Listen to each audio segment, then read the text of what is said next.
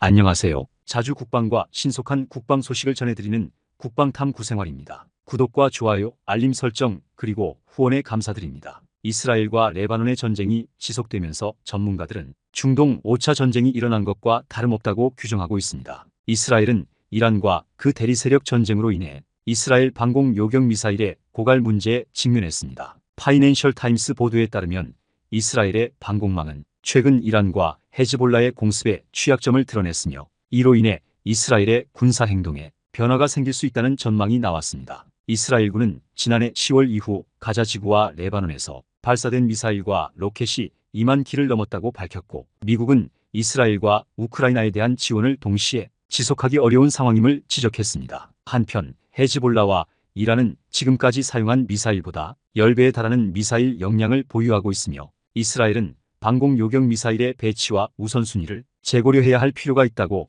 전문가들은 조언하고 있습니다. 또한 미국 국방부는 이스라엘의 고고도 미사일 방어 체계인 사드 포대 부품이 이미 도착했으며 추가 부품과 미군 병력이 곧 도착할 예정이라고 발표했습니다. 한편 이번 전쟁에 미국은 30일 유예를 주며 휴전을 하라고 경고를 주었지만 이스라엘은 그럴 기미가 안 보입니다. 30일 이후 미국의 행보에 따라 전쟁 구도가 변화될 것입니다. 특히 유엔을 무시하며 중동 전체를 제압하려는 이스라엘 입장에서는 미국의 도움이 절실히 필요합니다. 중동 지역뿐만 아니라 유럽에서도 정세가 불안한 상황이 이어지고 있습니다. 특히 우크라이나는 지속적으로 러시아 본토에 대한 미사일 공격을 허용해달라고 미국, 영국, 독일 등에 요청하며 전쟁의 긴장감을 더욱 고조시키고 있습니다. 이런 정세 속에서 동유럽과 중동 일부 국가는 무기 구매에 집중하고 있으며 그 중에서도 대한민국이 방위산업이 새로운 강자로 급부상하고 있습니다. 특히 대한민국의 포탄 전력은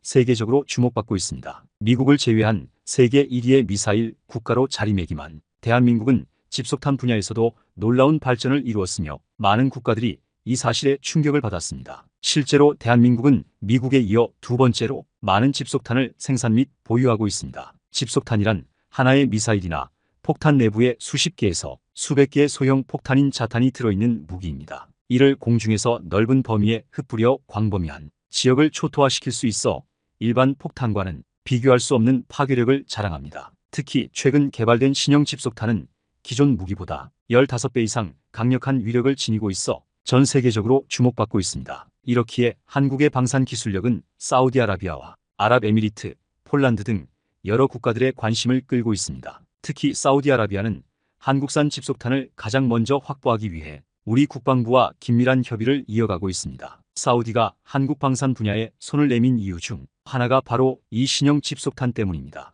최근 사우디아라비아는 후티 반군이 공세로 인해 어려움을 겪고 있습니다. 후티 반군은 사우디를 비롯한 여러 국가에 위협을 가하고 있으며 이들의 해적질과 공격은 국제사회에서 공공의 적으로 인식되고 있습니다. 특히 최근 후티 반군은 미국 선박을 대상으로 미사일 공격을 감행해 충격을 주었습니다. 아덴만 인근을 지나던 미국 선박 트럭 임피던스가 후티 반군의 미사일에 명중되어 승무원 3명이 사망하고 2명이 부상당하는 사건이 발생한 것입니다. 두 컨퍼런스에 탑승했던 선원들은 후티 반군에게 미사일 발사를 중지해달라고 요청했으나 이를 무시하고 공격했다고 전해져 충격을 주고 있습니다. 후티 반군의 해적질이 시작된 이후 처음으로 미국 선박을 공격해 사망자까지 발생한 상황입니다. 선을 넘은 후티 반군의 만행으로 중동 정세가 점점 악화되고 있습니다. 이러한 상황에 가장 난감함을 느끼고 있는 곳은 사우디입니다. 빈살만 집권 이후 사우디는 이란과의 관계를 정상화하고 중동 정세를 안정화시키며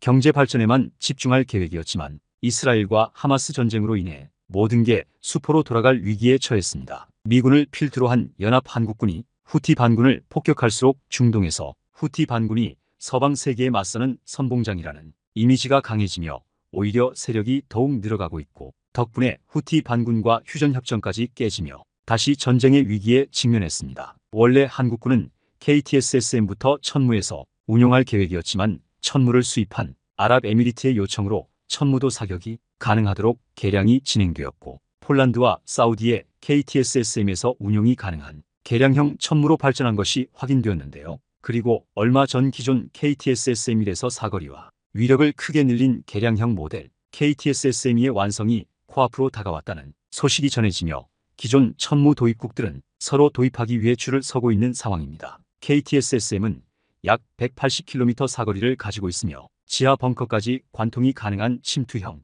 여러 유도 탄두를 탑재하고 있어 북한의 장사정폭 행도 진지와 벙커를 파괴하는 데 최적화된 미사일입니다. 심지어 지난달 국방과학연구소에서 최근 진행된 설명회에서 KTSSM-2의 시제품 개발 착수 소식이 전해졌으며 이는 개량형 개발이 사실상 완성 단계에 이르렀다는 점을 강조했습니다. KTSSM-2는 기존 사거리 180km에서 300km로 확장되었으며 이를 통해 북한 전역을 사정권에 둘 수 있는 능력을 갖추게 되었습니다. 뿐만 아니라 이 미사일은 압력탄두, 고폭탄두, 자탄탄두까지 탑재 가능해 완전히 다른 차원의 무기로 평가되고 있습니다. 특히 천무의 집속탄 로켓은 650개의 자탄을 탑재하고 있어 단 한 발로 축구장 4개 크기에 달하는 면적을 초토화시킬 수 있습니다. KTSSM-2의 경우 직경이 600mm로 늘어나면서 탄두 중량이 크게 증가했고 이로 인해 살상 반경은 여의도 면적과 비슷할 것으로 예상됩니다. 이는 적의 주요 시설을 광범위하게 타격하는 데 매우 유효한 무기임을 시사합니다. 기존의 KTSSM 미사일은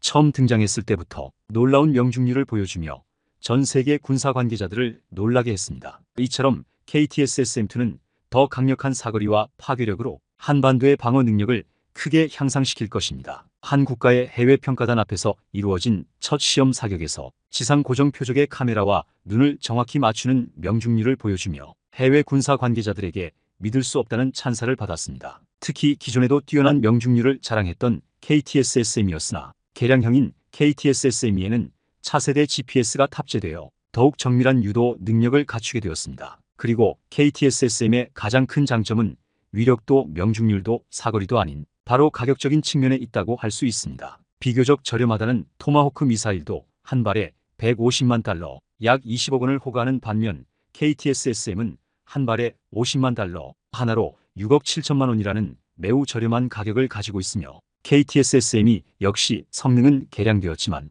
비슷한 가격대로 양산될 예정입니다. 이는 한 발에 82만 달러인 엘리트 킴스보다 훨씬 저렴한 미사일입니다. KTSSM의 가격이 이토록 저렴할 수 있는 이유는 복잡한 고도의 미사일 기술이 적용된 고가의 현무 시리즈와 달리 북한의 장사정포 물량에 맞대응하기 위해 말 그대로 비처럼 퍼부을 수 있도록 절충형으로 제작된 미사일이기 때문인데요. 이를 위해 미국의 허가를 받아 제밍에 강력한 군용 GPS를 장착하고 관성항법 장치와 같은 다른 유도 장치들은 비교적 저렴한 것으로 사용하여 원가를 대폭 절감할 수 있었습니다. KTSSM은 저렴한 가격으로 대량 양산이 가능하며 별도의 발사대가 아닌 대량으로 배치된 모든 창고에서 운용이 가능합니다. 개발이 완료되는 즉시 사우디와 아랍에미리트, 폴란드 등 기존 천무 보유국들의 수출이 확정되었습니다. 전쟁이 지속되는 상황에서 천무를 비롯한 한국 방산 무기의 수요가 급증하고 있습니다. 특히 후티 반군의 기세에 맞닥뜨린 사우디는 더욱 절실해지고 있습니다. 최근 사우디는 중동의 분쟁을 억제하기 위해 미국에 의존하지 않고 스스로 힘을 길러야 한다는 것을 깨닫고 군사력 증강 및 자국 방위 산업 육성을 위해 대한민국에 손을 내밀었습니다. 이는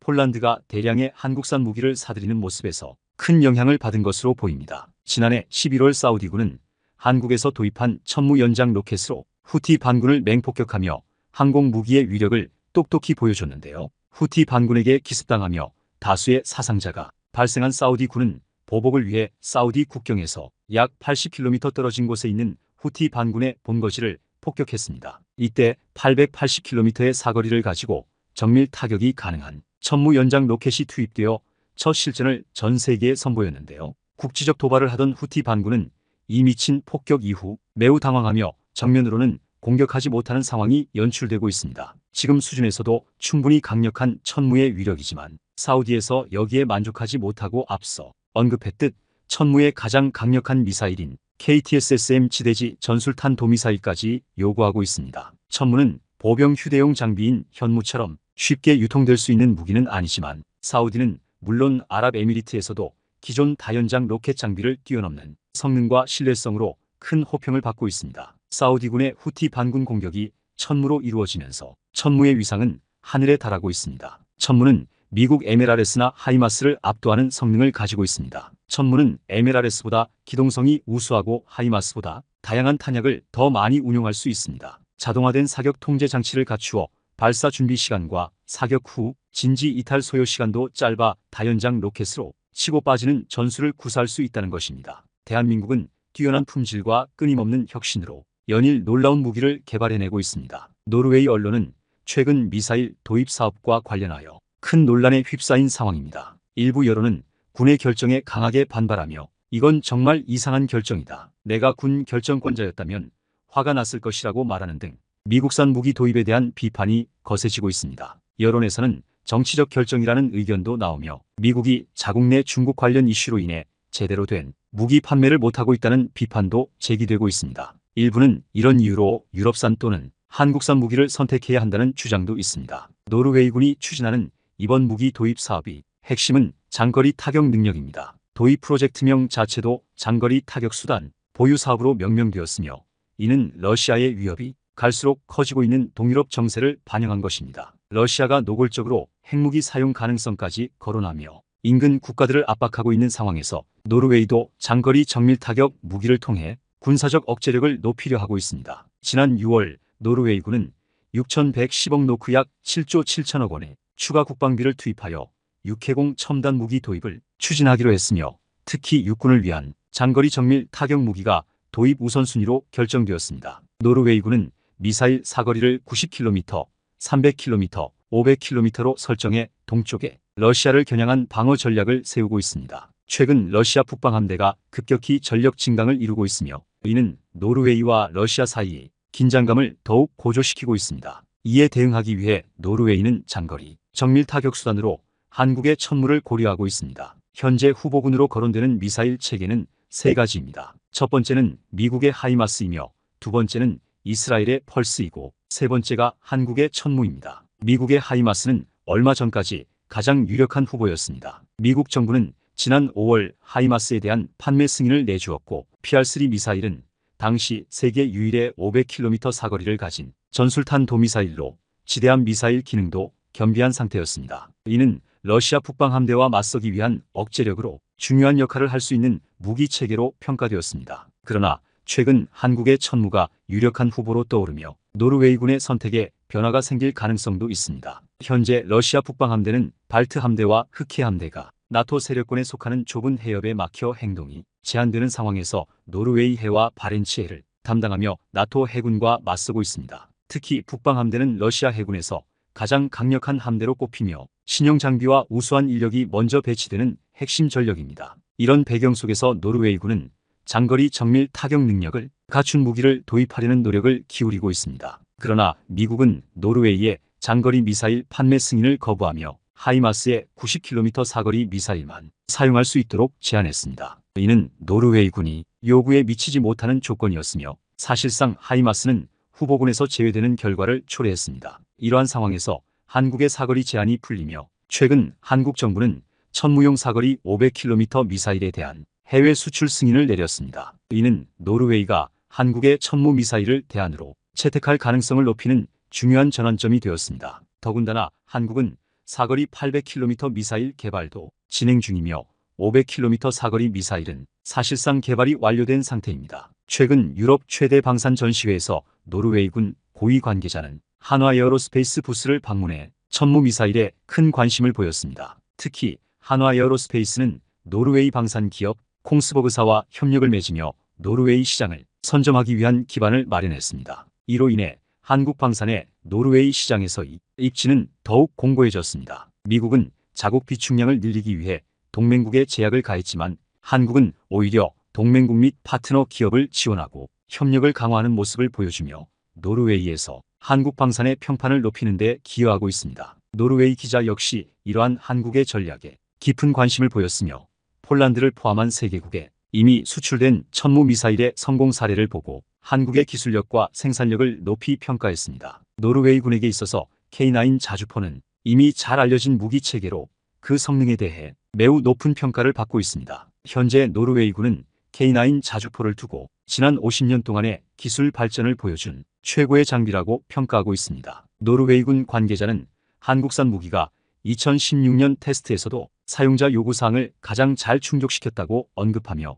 한국산 무기의 품질이 매우 우수하다고 밝혔습니다. 특히 K9 자주포는 현지의 지형과 기후에서 테스트를 거쳤음에도 불구하고 문제를 겪지 않았으며 차량이 한국을 떠나기 전부터 모든 요구사항이 검증되었다고 덧붙였습니다. 그렇기에 한국산 무기에 대한 신뢰도는 더욱 높아졌습니다. 하지만 작년에 있었던 K2 전차 수출 무산은 천무 미사일 수출에 대한 기대감에도 영향을 미쳤습니다. 그러나 K2 전차 수출이 무산된 이유는 성능이 아닌 정치적 및 안보적 이유 때문이었습니다. 노르웨이군 관계자들 역시 K2 전차의 뛰어난 성능을 인정하며 일부 정치인들은 한국산 전차를 도입하지 못한 것에 대한 아쉬움을 표했습니다. 당시 노르웨이 총리는 한국산 전차가 더 좋고 높은 품질을 가지고 있다고 생각했으나 우크라이나 전쟁과 독일, 노르웨이, 노르딕 국가들 간의 협력이 중요한 안보 논쟁이 되어 독일산 전차가 선택되었다고 밝혔습니다. 이러한 배경 속에서 천무 미사일 수출에 대한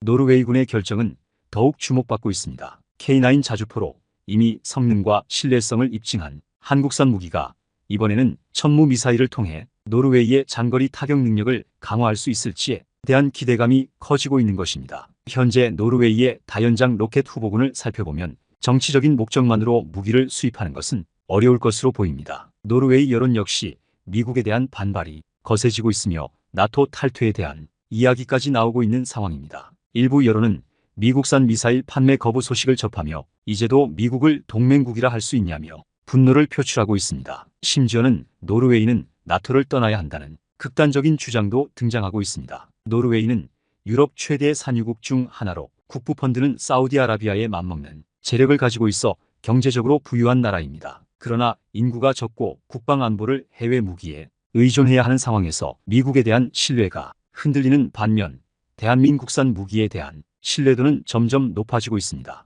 이에 따라 한국산 무기의 판매가 원활히 이루어질 가능성도 커지고 있습니다. 실제로 K239 천무의 사거리 연장이 이루어진 후 이를 도입하려는 국가들이 늘어나고 있습니다. 말레이시아는 전력 강화를 위해 K239 천무를 구매 우선순위에 올려놓고 있으며 곧 국방장관이 한국을 방문해 협의를 진행할 예정입니다. 말레이시아는 FA-50 전투기를 이미 한국에서 주문한 바 있으며 KF-21 전투기 공동 개발에도 관심을 보이고 있습니다. 한편 인도네시아에서는 K239 천무를 도입하고 싶다는 의사를 표명했으나 외상 조건으로 무기를 구매하려는 어처구니 없는 요청을 하였습니다. 이는 KF-21 전투기의 분담금 문제처럼 무기를 먼저 받고 나중에 대금을 지불하겠다는 전략입니다. 인도네시아는 KF-21 분담금을 깎고도 여전히 미납 중인데요. 하이마스 미사일의 경우 우크라이나 전쟁으로 인해 주문이 밀려 빠른 도입이 어려운 상황이며 가격 또한 K239 천무보다